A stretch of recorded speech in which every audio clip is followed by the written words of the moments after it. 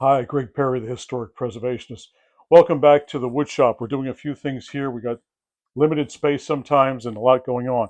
This is our George Fix clock we started a few weeks back. What I found was, at this point, I was hoping a couple weeks ago to be taking this guy apart, putting it in the cleaner, letting it sit there for a bit, and then each part I was going to work on by hand. But what I found was it's so totally seized up. It's oxidized, it's rusted a little bit, right into place. It's like mated with the brass surface. None of this moves. So what I did was I used some of the CRC power lube. I virtually never do this, but I've never seen a movement this bad as it is. And what was happening is sometime if you try to take a mechanism apart like this, where the pivots are in the plate and they're oxidized right there. There's a bond that's going to form. I know brass doesn't rust, but there's a bond that's going to bite the pivots. And here I'm trying to take it apart. I don't want to bust any pivots. So I hit the whole thing with some CRC like this. I'm not going to put much on here because I've already done it. And I did enough. I did enough to loosen it up. There's movement now in all these. There's just a tad bit of movement in all these right now. Right there, there's a little bit of movement, but there's so much over oiling and dried grease on here. I don't want to stick this into a $70. Um, you know, I don't want to ruin $70 worth of cleaner to clean this guy. And I'm not sure I can totally clean this by hand. I may need some ammoniated help. It may go in for a very short time.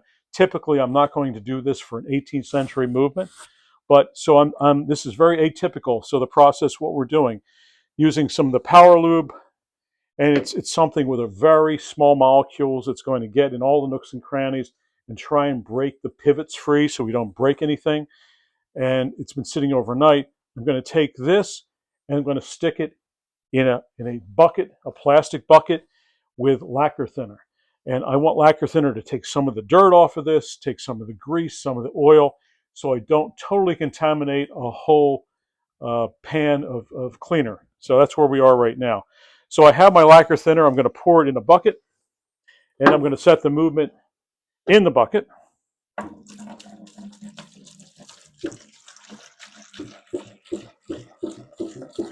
And I also want to add one of my colleagues, um, one of my colleagues in Great Britain, and I'm sure anybody who's into clocks or horology in general watches knows Laurie Penman. Laurie Penman's written several books.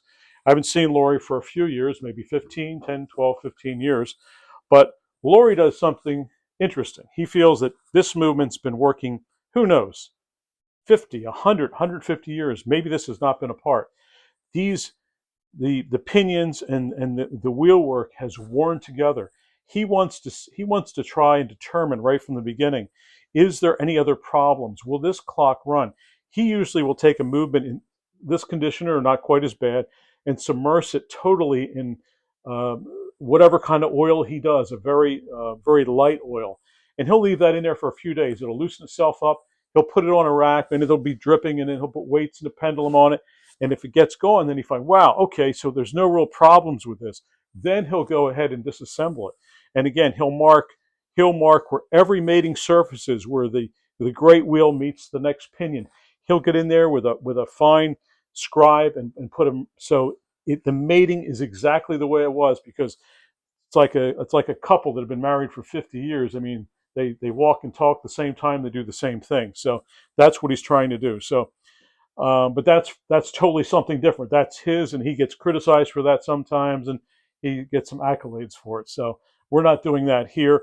We're just trying not to break anything. So what I'm going to do is stick it in the bucket. We're going to leave it in here for a few days, try and get some of this grime off. And before I put it into the cleaner, I'm gonna pull the cable off, and we'll look at this next time. We'll actually pull it out of here and start disassembling. So I'm going to put it down into here. And we have some other lacquer thinner we're going to put in. We got a couple gallons. And I'm going to, obviously, this is just cleaning lacquer thinner, so I'm going to reuse this. I'll tilt it so that you can see it in the camera. Kind of nasty stuff, but I mean, I can see it getting dirty already down at the bottom.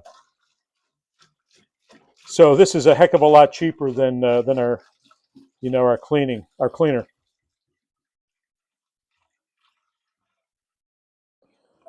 So after we're off the video, I will. But anyway, you can see. So she's floating around there. So we'll see what we get off this. I'll put a couple more gallons after the video. But anyway, so we're pushing forward with the clock.